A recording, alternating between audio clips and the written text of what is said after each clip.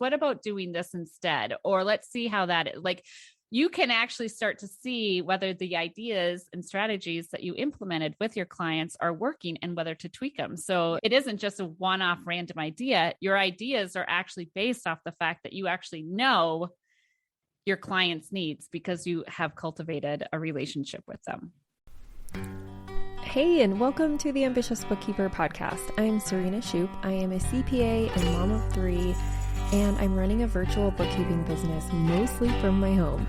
You're in the right place if you're a bookkeeper, accountant, or an accounting student, and you know that your purpose is bigger than sitting in a cubicle. If you're ready to learn some actionable tips and strategies to help you start and grow a bookkeeping or accounting business, I hope you stick around. Welcome back to the Ambitious Bookkeeper podcast. I'm Serena, and today I have another special guest. Her name is Anna Nelson. She is a Gallup Certified Strengths Coach, and she works with 6, 7, and 8-figure business owners to build a profitable, fun business by helping their teams go from feeling disconnected and unproductive to being united, where everyone is working in their zone of genius and contributing to the bottom line. So I preach a lot about zone of genius. So I'm really excited to have Anna on here and talking about the Strengths Finder, I guess. Is that what it's called these days? Gallup Strengths, Clifton Strengths. Clifton I'm just going to Strengths. botch it. But anyway, welcome, Anna. Thank you so much for coming on the podcast. I'm super excited for this. Oh, thanks, Serena. Same. And thanks for having me. Yeah.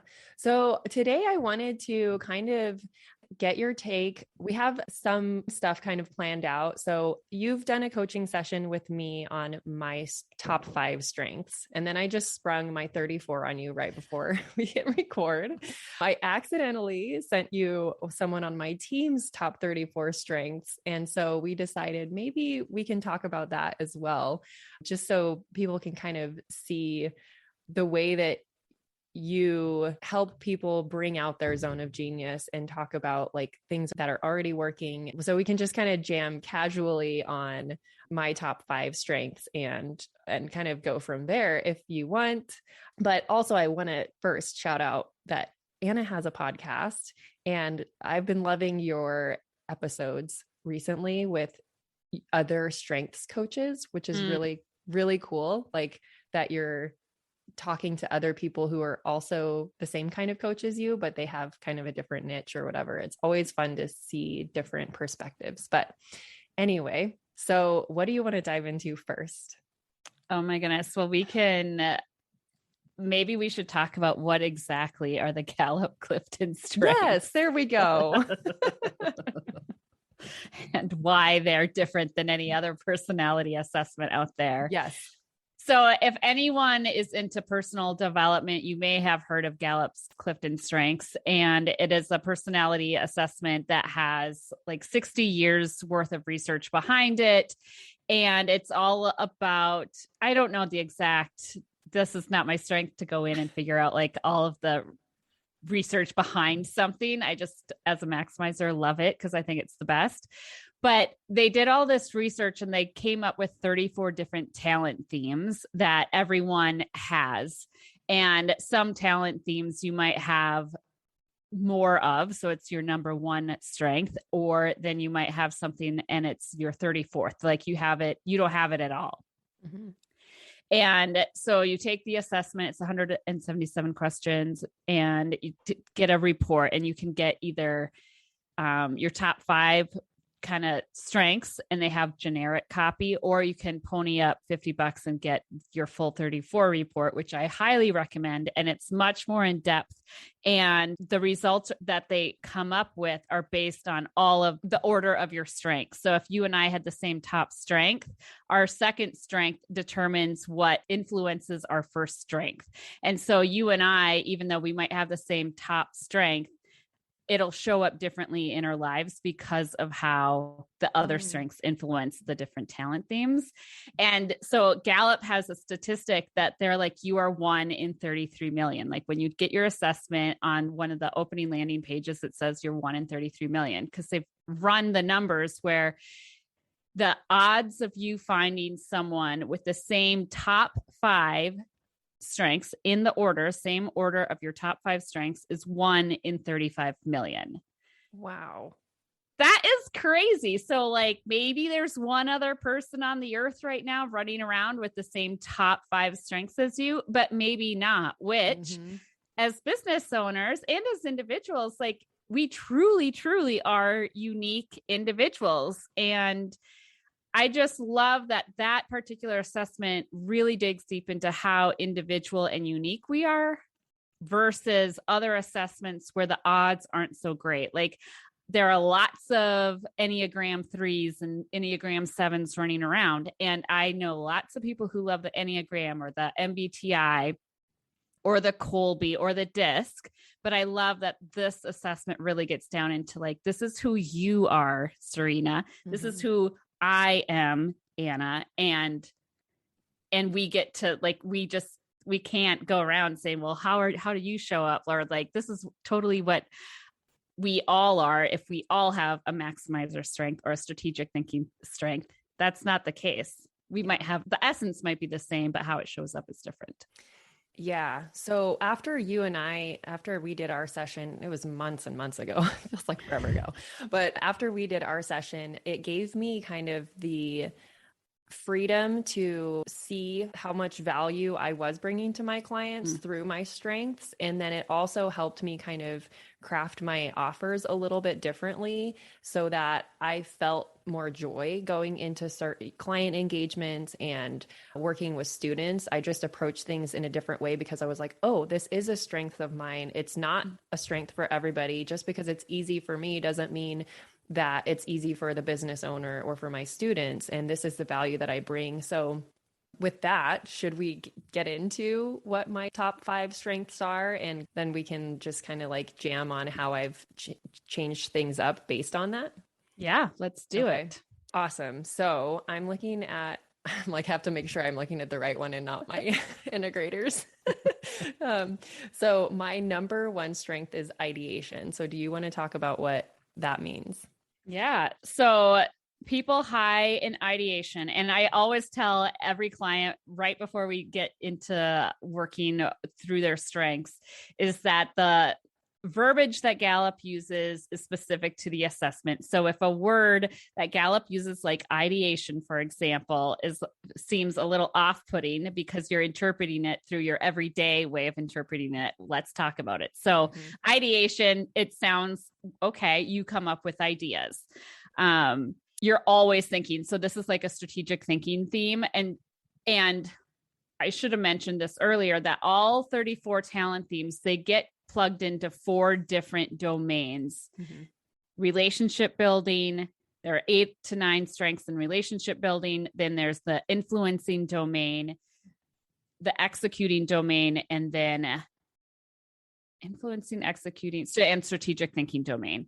And so ideation is a strategic thinking, like, oh, what if we did this? Or, oh, what if we like sent someone to the moon one day? Or, oh, what if we like went to Paris next week for vacation? Like always thinking, coming up with ideas. Okay. So that's your number 1 strength, is always coming up with ideas. Yes. Do you resonate with this? Absolutely. And again, it's like one of those things that you think that just because you're in those shoes that everybody thinks the same way as you. And one of the things that I bring to my client meetings are lots of ideas.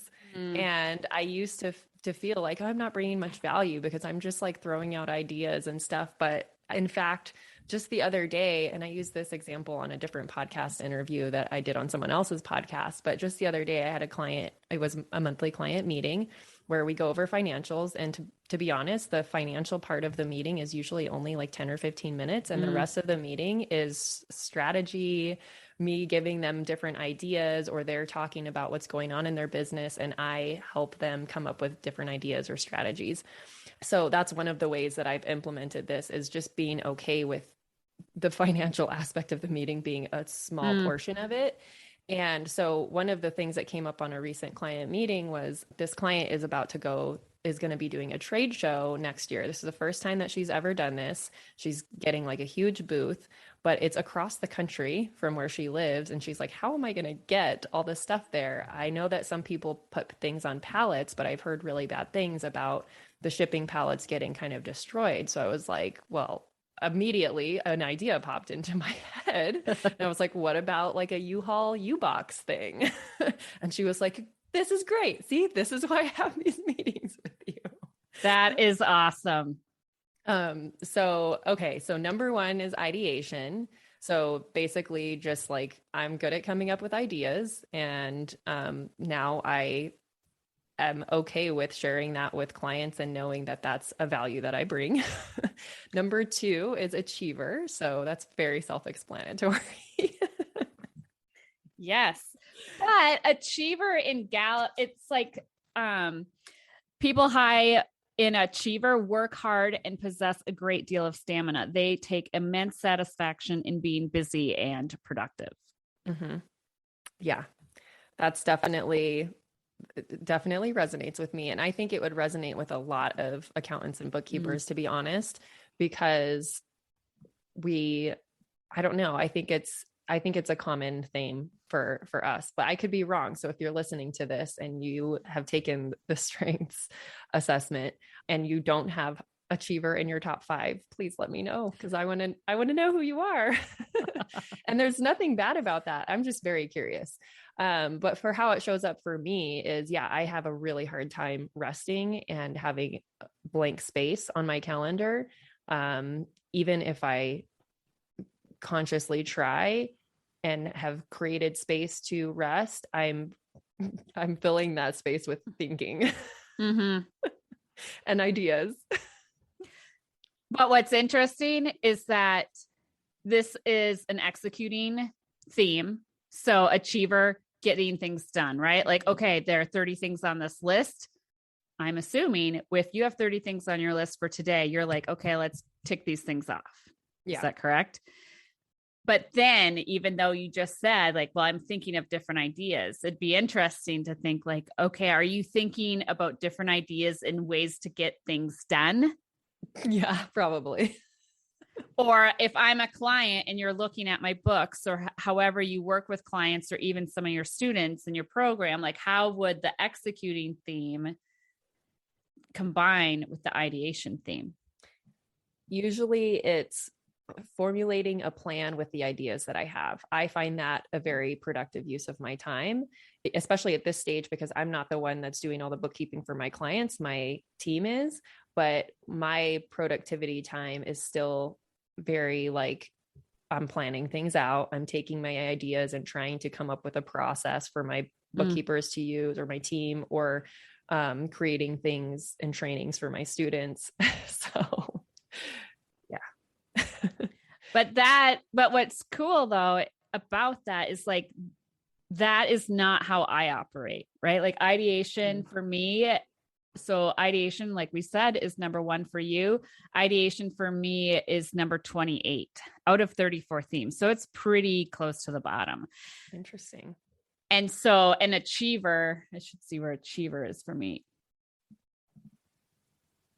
Achiever is number 22. So that's middle. I'm not going to, the domain that I'm highest in is relationship building. You're highest in strategic thinking. So you and I feel productive very differently. To me, having this conversation on this podcast, I'll be like, oh my gosh, I had the most productive day because I got to talk to Serena. Whereas for you, you might be like, all right, I managed to get that task done. Okay, recorded a podcast. Now moving on to the next thing. And that's not to say that you don't like talking with people. It's just that's not how you feel productive. Interesting. Yeah, I can see that. Yeah, because when I look at my calendar and I see a bunch of meetings, it's productive once I get like, it feels productive once I get to tick it off my list of that meeting is done, even though like, this is really fun for me. I love recording podcasts, but it is more of like, their task is done. But if I see a bunch of meetings that don't have an outcome of like a recorded podcast, like I'm not into just random coffee chats, because there's no, to me, there's a purpose, but like, for me, it doesn't feel like there's a purpose, like, unless I feel like I'm going to either like get a collaboration out of it, or we are going to come up with a plan out of that meeting to work together. Like, it's crazy the way that, my mind is operating completely different than yours. Yeah. Whereas for me, if I have a plan, like I hate the word plan, I'm not consistent. I can't handle it. Like, people will say, here's your plan. And then I'll kind of ditch the plan because I don't like it. It like ties me down. And so if I was like, here's my plan for the day, I have these 30 tasks. If you called me out of the blue and you said, hey, Anna, do you want to meet for coffee?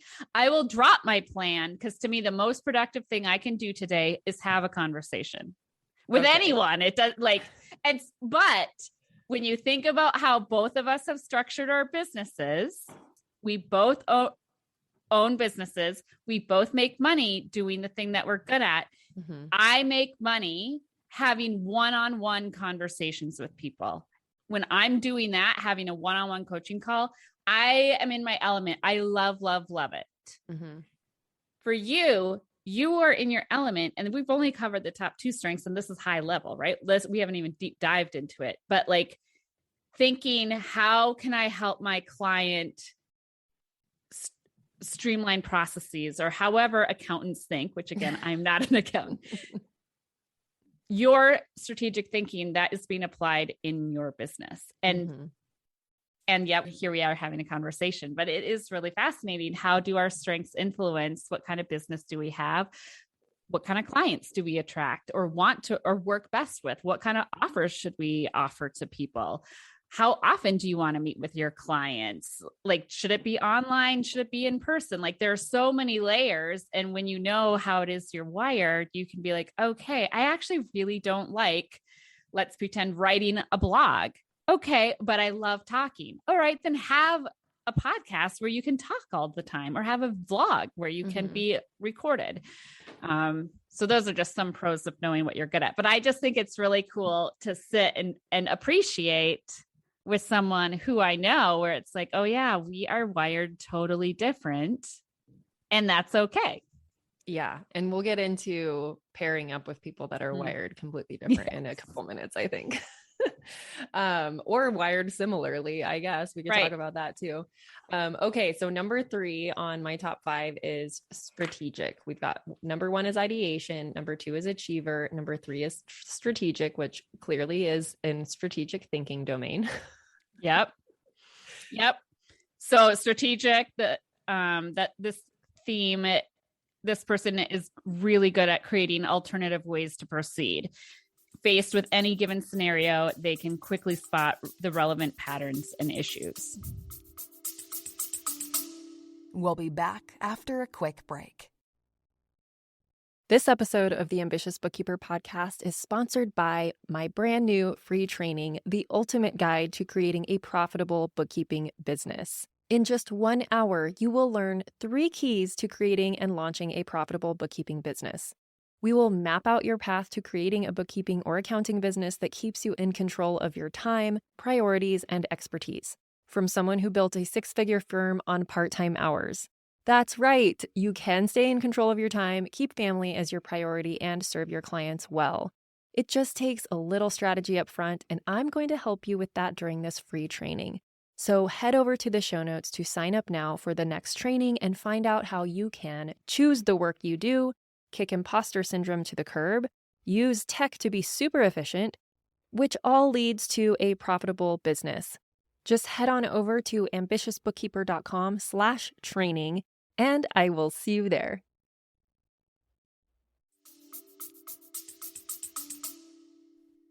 Yes. So I think that is another strength that probably a lot of, not every bookkeeper, but people that are in finance have, to be able to see patterns in numbers and trends.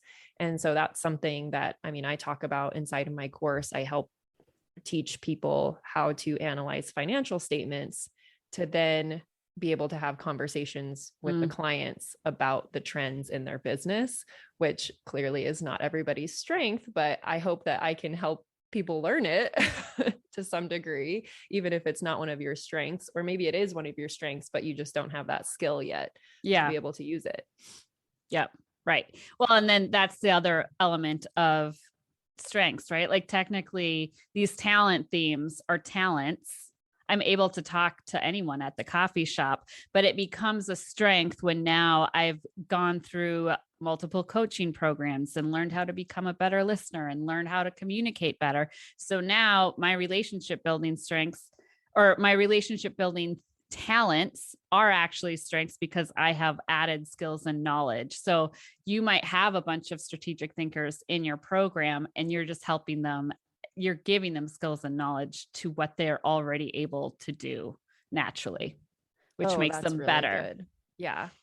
That's a really good way to think about it. And I think that's where, before we get into the fourth one, I think that's where the strengths assessment can really help people instead of trying to get better at things that you're not naturally good at, instead focusing that energy and just amplifying the things you're naturally good at. And yeah, that's what makes you be able to run a business that you enjoy. Yeah. Right? Yeah. I was networking with someone and at the end she had said, well, why don't you send me 5 different ideas of ways we can work together? And I got off that call and I was like, 5 different ideas. I'm like, ideation is towards the bottom. Like that doesn't work for me. Right. Like I had to ask someone else, like, can you help me come up with ideas of ways I can work with this person? Because to me, I'm like, I already worked through different ideas. And I'm like, this is the best idea. Like, I don't want to come up with 4 more. And so that's when you should have called me. I should have. Now I'll put you on my ideation list. I'll start a Post-it note. Seriously, ideation. Like the resources. We should mention that we met in the quarantine cohort of Heather Sager's Speak Up to Level Up program last year. And side note, I've just built some amazing relationships out of that group. And I think by the end of this year, I might have had almost all of you guys on my podcast. That's awesome. That's so awesome. Working toward it anyways. Goals. So yeah. All right. So what did we just do? Number 3. So number 4 is input. This one is not as like clear cut. I think like when you hear the word, like it took me a minute to understand what that meant. So do you want to explain it?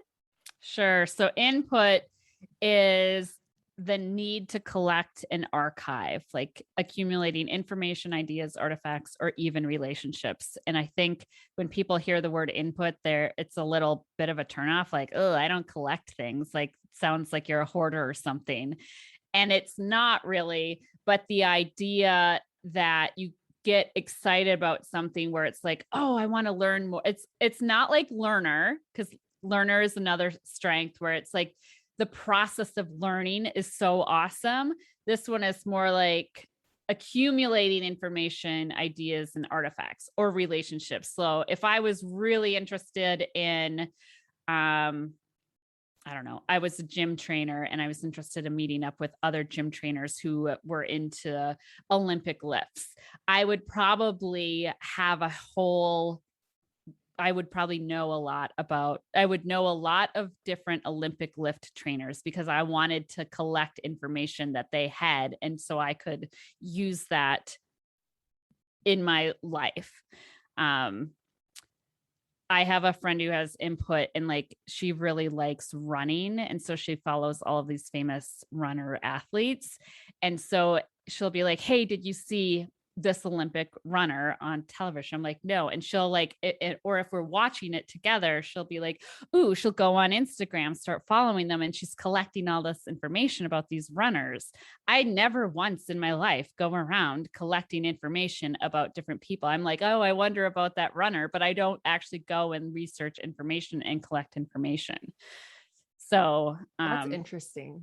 Yeah. So I do that. I don't collect things. Like I'm not a collector of art, like actual physical things. It makes me, I'm very anti collections. I'm like, there's no use for that. Let's get that out of here. But ideas for sure. I have like lots of notebooks and Asana boards and notes in my notes apps of just ideas. So I'm a collector of ideas and I'm a collector of relationships in the perspective, and this is what you just cleared up for me, of like, I collect relationships in the aspect of like, I'm a connector of people. So like, I like to have, like how you were like, I should put you on my ideation. Was it? Yeah. Your ideation post-it note of like a resource for that. Like I kind of like mentally collect resources of like bookkeepers in certain industries. So I can connect if I don't serve that person, I can connect them with someone who does, different attorneys and insurance agents and things like that, so that my clients have resources for other aspects of their business, like the professional side of the business too. So that's an area that I think comes naturally, but apparently like it's for everybody, but apparently it doesn't, right? It's just, so that's another thing that I share in my program is like, be that resource for other people so that they can come to you and then still have all their needs taken care of, but you're not the only one helping them, if that makes sense. Yeah. And that is a value differentiator too. Like you don't have to maybe say that on your website, but if someone's like, okay, I'm trying to decide between you and someone else, you could throw out like, hey, you know what? Make sure you ask, does that person have other resources so that in case they are unable to meet certain needs of your business, they know other people like you, or just throw it out. Cause being a resource, that's pretty valuable, especially in business where it's like, hey, I need a lawyer really fast. Well, if you know that I need a lawyer really fast and you know 3 lawyers, that's really helpful to me as your client. Like, oh my gosh, Serena is like a one-stop shop. I didn't use you for your lawyering skills, but you helped me with my business. Yeah. So yeah, absolutely. Okay. So yeah, that's input. I definitely like to gather information and then use it to teach my students as well and my clients. And this is a strategic thinking theme, right? So it's kind of interesting that this input combined with ideation, both strategic thinking themes are really powerful. Like, okay, Anna's coming to me. She's making X this year. We want to get her to the next level. How can we do this? Or like how all of your brain power, this is brain power being used for when you work with your clients. Yeah. Another thing that pops up too is that because I just automatically like collecting information and archiving it, when I see certain patterns happening in like one of my clients' business, I can then take that knowledge and like help another client. I don't give them the information, but it's like, these are trends I'm seeing in your industry, or this is what has worked for this client with their marketing. Would this work for you too? And like, so I'm bringing them ideas, not necessarily my own ideas, but ideas that I've collected, right? It's crazy how they all kind of fit together. But yeah. And that is really helpful again, because now you're like showing interest, and you're showing interest in a way that I wouldn't be able to show interest if I was someone's bookkeeper or accountant. There's no way. Whereas for me, I might come up with really good ideas for you if you were my one-on-one client, but it's based on my other strengths, which are not strategic thinking themes. They are different. Yeah. Interesting. So like, it might be kind of cool. Like if you were looking for a coach or someone to work one-on-one with, to really identify what areas you needed help in, and then finding a coach that matched those strengths. It's true. Like if you think about, I'm not good at strategic thinking. So I've appreciated like our mutual friend, Heather Sager, our speaking coach, because she has some really good strategic thinking themes. Bobby Klink is someone else who has strategic thinking themes that I kind of rely on. So it's like who I'm getting mentored by is because I don't have those themes, but that doesn't mean that my business is a failure because I need help in quote strategic thinking, because I'm really good at one-on-one coaching. And I love that. So they just help me think, oh, maybe you should have a podcast. Maybe you should do this. Maybe you should. And it's like, oh, okay, this is really helpful. Otherwise I would just be like having coffee all day long without a plan. So awesome. Okay. So that was input. So number 5 is empathy. So this is in a different domain, which is relationship building, right? And I will note, also, when I'm looking at my top 10, there's one domain that is completely missing. We can talk about that in a minute. Yes. I mean, it's on my 34, just not at the top. Right. Not in your top 10. So relationship building is the domain, and the strength I have in that in my top 5 is empathy, which is also, I feel, pretty self-explanatory, but maybe I'll have you explain it and then I can say how it shows up for me in my business. Yeah. Yeah. So empathy is being able to sense other people's feelings by imagining yourself in other people's lives or situations. And a lot of people who are high in this can, they might be able to say, like, I can read a room. They go in, they can be like, oh my gosh, I could totally tell that my client was off that day. And instead of talking about this, we talked about this because something clearly was upsetting them. And a lot of times people high in empathy will be like, oh, I'm intuitive, which I've gone into business meetings where I walked in and I'm like, oh yeah, that investor's not going to invest. This is when I was in my early 20s working in financial services. And my boss would be like, oh no, they'll totally invest. And somehow I was so young and naive, I could just tell they're not going to do it. And it was just because empathy is in my top, it's my number 8 strength. I can read a room, not perfectly, probably it'd be less than like you can, but how does empathy, do you think, show up in your business? Yeah, I think that's a big one. I know when I was now it's not as prominent in my business. Well, I mean, I guess it is, but in corporate, for example, when I was leading a team, like I could walk out into the, cubicle area and feel tension between people on my team. And so that served me well in being able to like help diffuse situations, or just pull them apart from each other and give them a break. Right. And now it shows up in, like, I have to think about this, like with my clients, it shows up in like being able to like help relate to them in like their financial situation, or like, even if I've never gone through that, I can feel where they're coming from and help guide them, I guess. And then with my students, it's the same thing. Like I can just understand where they're coming from and maybe approach the guidance I give them a little bit differently, or something that will help them with their specific situation instead of, it still helps me with my strategic thinking. It's crazy. But you're softening the blow a little bit, because in your world, you're dealing with someone's personal finances, even though it's business related, right? It's their money. It's whether they're doing a good job or not in business. And so for me to come to you and open up my book so you can see like, oh, whoa, she's not doing well, or wow, she's doing amazing. That's like going to the doctors and wearing your little paper nightgown, right? Like it's pretty humbling. And so I think empathy can really add a lot to your strategic thinking skills. I don't need you to be like, whoa, Anna, you had a terrible year. And like, let's talk, like, I don't need to cry to you or anything like that.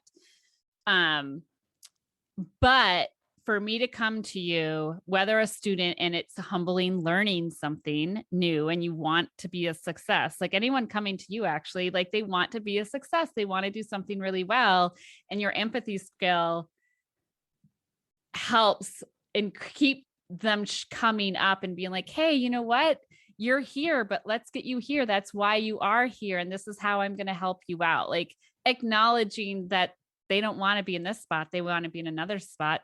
Okay, you got this. Like, it's just a really great way of humanizing your strategic thinking and executing strengths. Yeah. I mean, thank God I have at least one relationship building. I mean, if I didn't, it would be very odd that I've gotten this far, I think, because one of the biggest, and my next strength, even though we're just talking about my top 5, but my 6th is relator.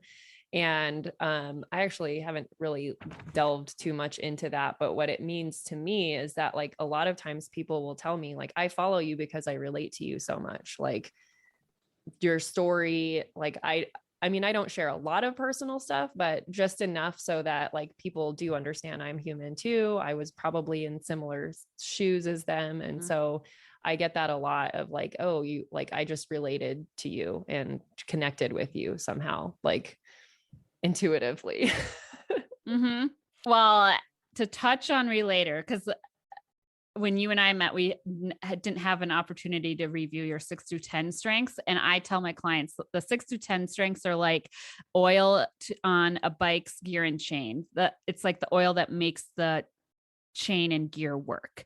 And so relator are people who enjoy close relationships with others, finding deep satisfaction and working hard with friends to achieve a goal. And so there's a certain level of authenticity that your followers can feel when you are on Instagram.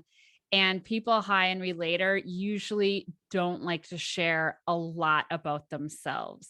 But when they do, it's like for a specific purpose or a reason, and they are able to relate to others. Interesting. Yeah. I mean, I'm definitely like, I think that kind of plays into like my introvertness of like, I'd rather have a few really, really close relationships than a whole bunch of people that are kind of surface level. So I've always struggled with like having close relationships with people because I am like kind of guarded, but it's just like, it's a huge investment of my time. So like, if I'm going to invest time in a relationship, I want it to like be really good.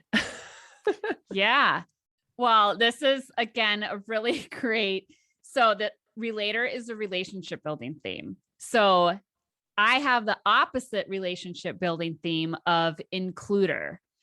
Includers want to be friends with everyone. Like, let's make the circle wider. So to me, I'm like, oh, I have hundreds of friends, but I don't actually have hundreds of deep relationships. I have hundreds of like baristas I know in coffee shops and waiters. I'm like, I know everyone, but because I want them to be included when I'm like living my life, but I don't know them. I only see them when I go get my coffee, right? Or on the train or on the plane or on this or wherever. And so even when you think about how we've structured our businesses, currently in my business, I have conversations with people, individuals, usually one-off and then in a group setting. And then I go on to the next because I'm like, ooh, who else can I help? Whereas for you, you're going to see your people more times than I'm going to see people because it's either on quarterly, monthly, yearly, annual basis, like for as long as someone needs your services. Yeah. And so you're building close relationships with your clients or with your students, depending on what you're doing, right? Yeah. You're seeing the same people over and over.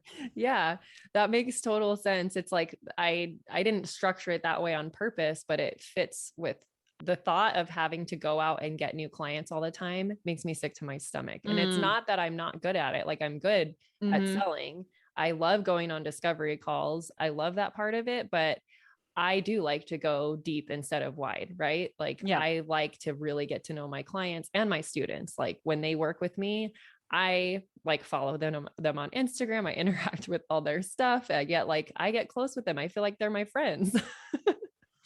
Yeah, but which then is really interesting too, because then if we tie it back to your strategic thinking themes, if you get to know me as a client in my business and what my goals are over a certain period of time, now your ideas really do matter when you're like, remember Anna, last year we said that we were going to do this. What about doing this instead? Or let's see how that is. Like, you can actually start to see whether the ideas and strategies that you implemented with your clients are working and whether to tweak them. So it isn't just a one-off random idea. Your ideas are actually based off the fact that you actually know your clients' needs because you have cultivated a relationship with them.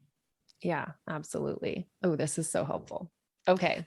Where should we go next? Should we talk about I'll just run through the rest of my top 10. Yes. Relator is number 6. Number 7 is learner, which again is another strategic thinking. I do love learning. I love the process of learning. If I had unlimited amounts of money, I would be in courses all the time. or like going back to college or something ridiculous. Yep. Number 8 is intellection. Did I even say that right? Yep. Okay. Yep. Sometimes I make up the way that words are supposed to be pronounced if I don't hear people say them. I don't know. That's a strategic thinking thing as well. And then futuristic as well. So what is intellection though? Okay. So first, well, high level learner. So you enjoy the process of learning, kind of like you already alluded to. So absorbing information, just like, oh, I want to learn how this microphone is made. Oh, this paper, I wonder how they made paper. And like just the idea of learning, right? Which again, we tie it back to your business. The financial world is always changing. So it's not just, oh, I read this book and now I'm good for the next 50 years. You're going to need to learn information. And the fact that you have learner is very helpful for that. But also, how is technology changing? How are you able to help your students run better online bookkeeping businesses because you are aware of what's happening or coming out in terms of like a online accounting technology, let's say. Mm-hmm.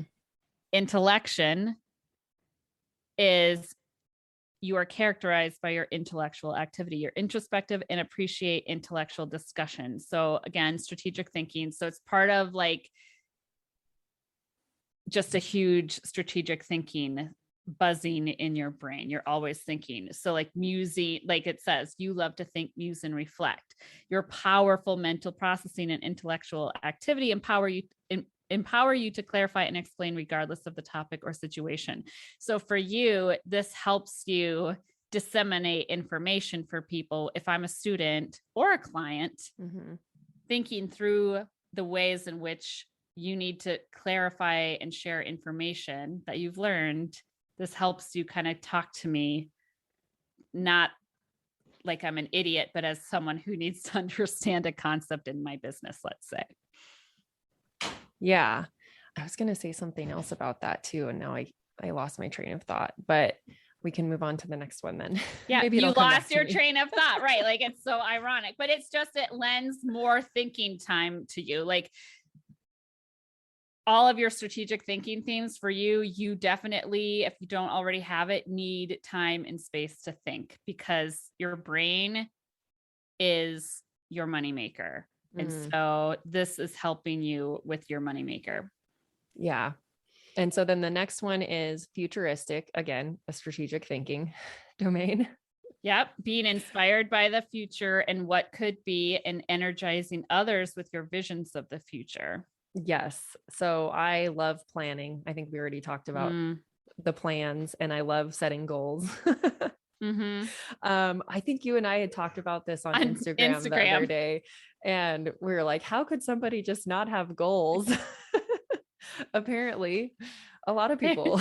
Apparently. And I'm married to one of them. So it's crazy. And then my last top 10 is focus, which is an achieving, or is that the right executing. Domain? Executing. Yeah.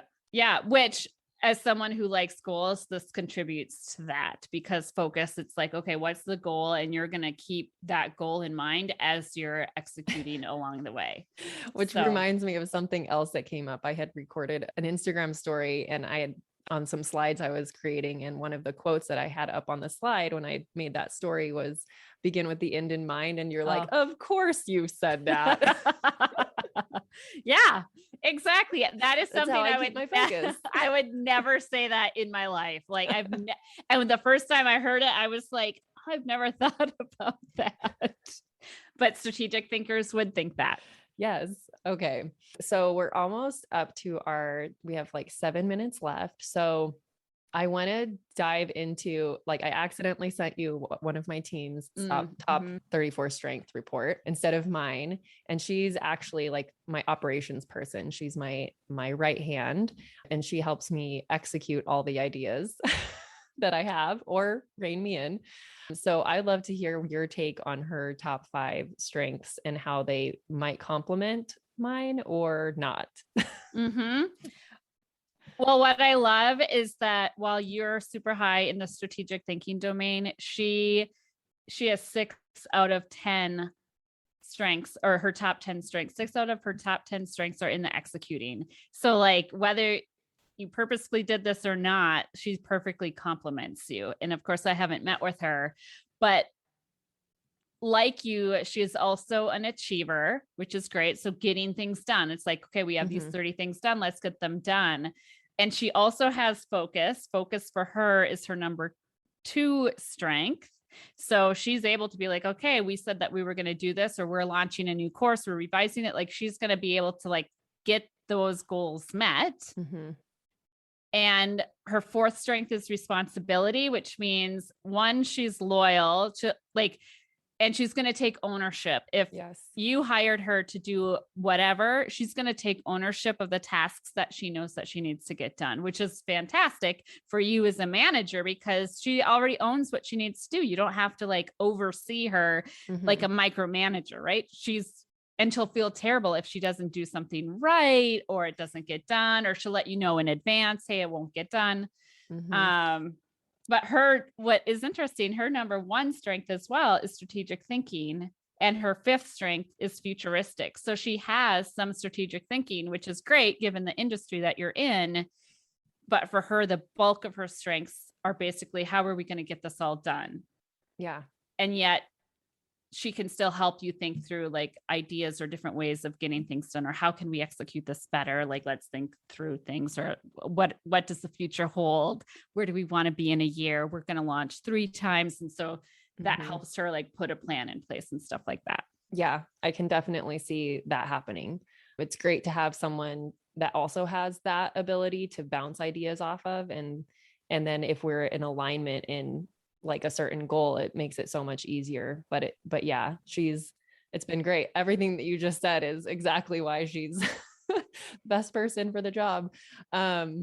So the other thing that I also wanted to touch on and get your take on is I have no influencing domain in my top 10, which is funny because people are like, you're like an accounting influencer. But that's not really what it means, is it? Correct. Okay. Influencing, like, yes, people follow you. You are very successful in what you do. Okay, that's great. But that isn't because you're a quote influencer, like, hey, look at me and me working on my online accounting system, and you too should buy this. That's not how you're influencing. People high in the influencing domain move people and get people to take action. So like our friend Heather Sager, she is high in influencing. She gets people excited about going out and talking publicly and moving other people to take action. And that's kind of what she does every single day. You and I have to market ourselves, but we're not marketing ourselves in the same way that she is. Okay. But she has taught us how we can move our own ideal customer into taking action, into working with us, by both of us getting better at public speaking, for example. But what for you, like, so activator is an influencing theme. That's number 13 in here. And you have maximizer as number 15. And so activators get people to take action. And so somehow you're able to get people to take action in, okay, why don't we get a new accounting software? Let's sign you up for this. Like, okay, what do you want to sign up for this, or do you not? Like it's high, but it's not super high. Okay. And then maximizers, your 15th one, and maximizers take good things and make them better. So if I come to you and it's like, hey, I don't know what I should do, maximizer will bleed into your other strengths. Like, okay, you shouldn't be on this software. Let's take you on this software because this will make it better for you in the long run. So you're influencing my interaction with accounting software, for example. I'm making all of this stuff up. You're doing great. Yeah, I can see that. And yeah, I do encourage people to take action and motivate them somehow, even though that's not one of my top strengths, but I'm able to manage it somehow. So that's good. Yeah. And that would be like your relator and your futuristic and like, hey, well, Anna, where do you want to be in 5 years? Like, let's talk about that. And so getting me to start talking about the future means now I can start thinking, if that's where I want to go in the future, then I probably should take some action. So you're getting people to take action just differently using your other strengths. Oh, interesting. Okay, well, we are up on our time. So I'm going to let you talk about what you have going on, maybe your podcast, or if there's anything that you're currently promoting. How can people reach out to you or connect with you or maybe work with you to learn about their strengths and all that good stuff? Sure. Well, if you are on Instagram, I'm on Instagram more than the others, or LinkedIn or Facebook, but Instagram is the one that I'm on the most. And all three of them have the same handle at Anna Y. Nelson. So ANNAYNELSON. And if you are a solopreneur or an entrepreneur with teams, I would love to talk to you because I love working one-on-one with individuals. And you can go to annaynelson.com/contact. And there's a little button that says, let's connect virtually. And you would make my day if you clicked that button because I love talking to people. And we can just talk about what you are working on in your business and how you need to make it better and how knowing your strengths can just help you lean into that. And then for entrepreneurs with teams, I help them figure out like who should they hire first if they're looking to hire their first person, or if they already have a team in place, how can you start maximizing the assets inside your business so that extends outward into scaling your business. So you're making more money, your team is more efficient, people like and understand each other better. And it's just fascinating how when each person knows what they're good at and when other people can understand that, how it influences every aspect of the business. So I'd love to have one-on-one conversations. That's the best way right now to work with me. Awesome. I'm super excited to have that team exercise with you sometime soon, hopefully. Yes. Now that my whole team has taken their assessment by now. Thank you so much for coming on the podcast. I will link everything in the show notes for everyone, and we'll talk to you next week.